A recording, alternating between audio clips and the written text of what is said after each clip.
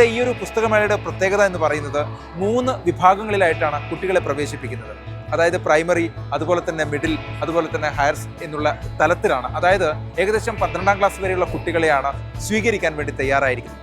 ഇനി കുട്ടികൾ മാത്രമല്ല കേട്ടോ, രക്ഷിതാക്കളും ഒക്കെ ഈ ഒരു പുസ്തകോത്സവത്തിൻ്റെ ഭാഗമാകുന്നുണ്ട്. കാരണം നാളത്തെ കുട്ടികളെ വാർത്തെടുക്കാൻ വേണ്ടി പുസ്തകം എത്രമാത്രം സംഭാവന ചെയ്യുന്നു എന്നതിനപ്പുറം അവരുടെ ക്രിയേറ്റിവിറ്റി, അവരുടെ വായനാശീലം ഇതൊക്കെ വളർത്തിയെടുക്കുക എന്നതുകൂടിയാണ് ഈ ഒരു പുസ്തകോത്സവത്തിൻ്റെ പ്രത്യേകത. ഷാർജ നമുക്കറിയാം, 40 വർഷത്തിലധികമായി ഷാർജ അന്താരാഷ്ട്ര പുസ്തകോത്സവം നമ്മളെല്ലാം ആസ്വദിക്കുന്നവരാണ്.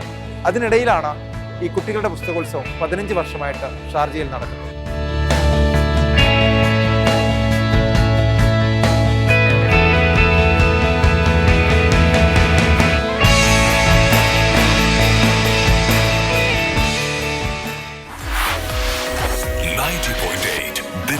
FM